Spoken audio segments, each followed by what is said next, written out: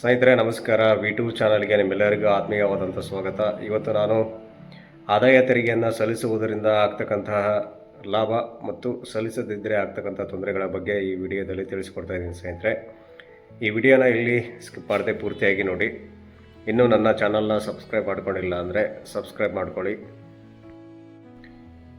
ಅದಕ್ಕೂ ಮೊದಲು financial year ಮತ್ತು ಅಸೆಸ್ಮೆಂಟ್ ಇಯರ್ ಅಂದರೆ ಏನಂತ ನಿಮಗೆ ಬ್ರೀಫಾಗಿ ಹೇಳ್ಬಿಡ್ತೀನಿ. ನೀವು ಯಾವ ವರ್ಷದಲ್ಲಿ ಆದಾಯವನ್ನು ಗಳಿಸ್ತೀರಾ ಅದಕ್ಕೆ ಫೈನಾನ್ಷಿಯಲ್ ಇಯರ್ ಅಂತ ಕರಿತೀವಿ. ನೀವು ಗಳಿಸಿದಂಥ ಆದಾಯವನ್ನು ಯಾವ ವರ್ಷದಲ್ಲಿ ನಾವು ಸಲ್ಲಿಸ್ತೀವೋ ಅದಕ್ಕೆ ಅಸೆಸ್ಮೆಂಟ್ ಇಯರ್ ಅಂತ ಕರಿತೀವಿ. ಉದಾಹರಣೆಗೆ 1 ಏಪ್ರಿಲ್ 2025 ಇಂದ 31 ಮಾರ್ಚ್ 2026ವರೆಗೂ ಏನಿದೆಯಲ್ಲ ಇದನ್ನು ಫೈನಾನ್ಷಿಯಲ್ ಇಯರ್ ಅಂತ ಕರಿತೀವಿ. ಇದಕ್ಕೆ 2026 27 ಅಸೆಸ್ಮೆಂಟ್ ಇಯರ್ ಆಗುತ್ತೆ. ನೀವು ಆದಾಯ ತೆರಿಗೆಯನ್ನು ಸಲ್ಲಿಸದೇ ಇದ್ದರೆ ಆಗ್ತಕ್ಕಂಥ ತೊಂದರೆ ಏನಂದರೆ ಸ್ನೇಹಿತರೆ, ನಿಮಗೆ ಅವಶ್ಯಕತೆ ಇದ್ದಾಗ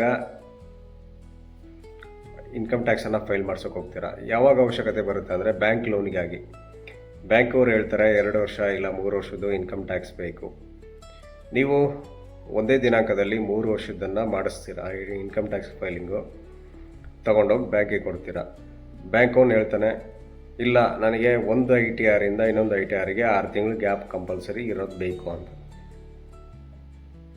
ಆವಾಗ ಬ್ಯಾಂಕಲ್ಲಿ ಮತ್ತೆ ನಿಮಗೆ ಸಮಸ್ಯೆ ಆಗುತ್ತೆ, ಲೋನ್ ಆಗಲ್ಲ. ಇನ್ ಟೈಮಲ್ಲಿ ಪ್ರತಿ ವರ್ಷ ಮಾಡ್ಕೊತ ಹೋದರೆ ಇದರಿಂದ ಆಚೆ ಬರ್ಬೋದು ನೀವು. ಇದೇನು ಕಂಪಲ್ಸರಿ ಅಲ್ಲ, 1 ವರ್ಷದ ITR ಇಂದ ಇನ್ನೊಂದು ವರ್ಷದ ITRಗೆ 6 ತಿಂಗಳು ಗ್ಯಾಪ್ ಇರಬೇಕು ಅನ್ನೋದು. ನೀವೇನಾದರೂ ತಡವಾಗಿ ಇನ್ಕಮ್ ಟ್ಯಾಕ್ಸ್ ಫೈಲ್ ಮಾಡಿಸ್ತಾ ಇದ್ದರೆ ಅವಧಿ ಮುಗಿದ ನಂತರ ನಿಮಗೆ 5,000 ರೂಪಾಯಿ ಲೇಟ್ ಫೀಸ್ ಬೀಳುತ್ತೆ.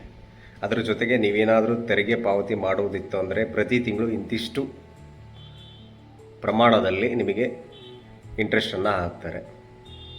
ಇದೆಲ್ಲ ಯಾಕೆ ಬೇಕು, ಹೌದಲ್ವಾ?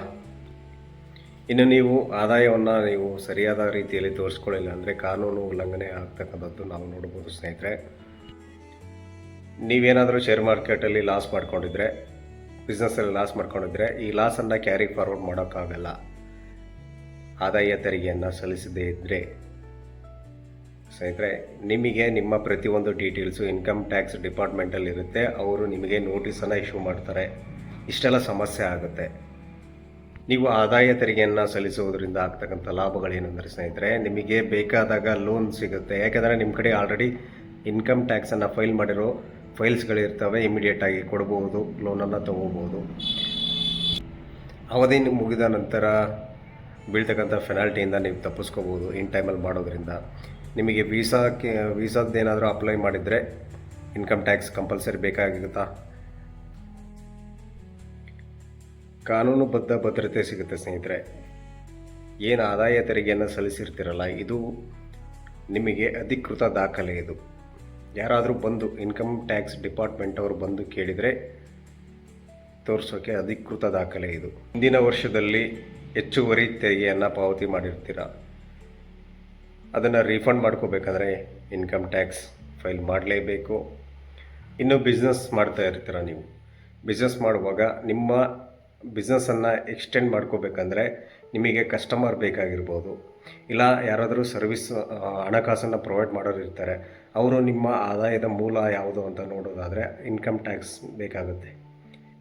ಸೊ ಇದಿಷ್ಟು ಆದಾಯ ತೆರಿಗೆಯನ್ನು ಸಲ್ಲಿಸುವುದರಿಂದ ಆಗ್ತಕ್ಕಂಥ ಪ್ರಯೋಜನಗಳು ಸ್ನೇಹಿತರೆ. ಯಾರೆಲ್ಲ 4 ಲಕ್ಷಕ್ಕಿಂತ ಹೆಚ್ಚಾಗಿ ವರ್ಷಕ್ಕೆ ಆದಾಯ ಇದೆಯೋ ಅವರೆಲ್ಲ ಕಂಪಲ್ಸರಿ ಇನ್ಕಮ್ ಟ್ಯಾಕ್ಸನ್ನು ಫೈಲ್ ಮಾಡ್ಕೋಬೇಕು. ಇದನ್ನು ಗಮನದಲ್ಲಿ ಇಟ್ಕೊಳ್ಳಿ ಸ್ನೇಹಿತರೆ. ಇದರಿಂದ ನಿಮಗೆ ಮುಂದೆ ಉಪಯೋಗಕ್ಕೆ ಬರುತ್ತೆ. ಒಂದೇ ಸರಿಗೆ ನಾನು 4-5 ವರ್ಷದ ITR ಮಾಡ್ಕೊತೀನಿ ಅಂದರೆ ಯೂಸ್ ಆಗಲ್ಲ. ಆಯಾ ವರ್ಷದ ಮಾಡ್ಕೊತ ಹೋಗಿ. ಸುಮ್ಮನೆ ಯಾಕೆ ಹೆಚ್ಚುವರಿ ದುಡ್ಡನ್ನು ಕಳ್ಕೊಂಡು ಫೈಲ್ ಮಾಡಿಸ್ಕೊತೀರ?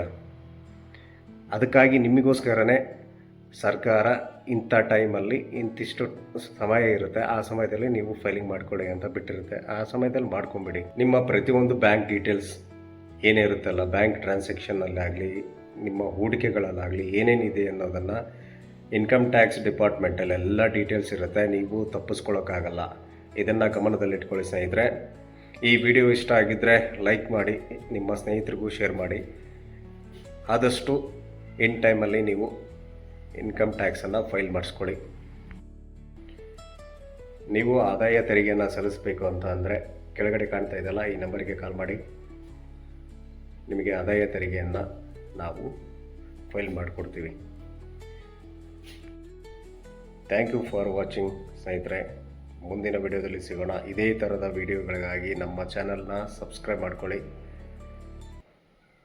ಧನ್ಯವಾದಗಳು ಸ್ನೇಹಿತರೆ.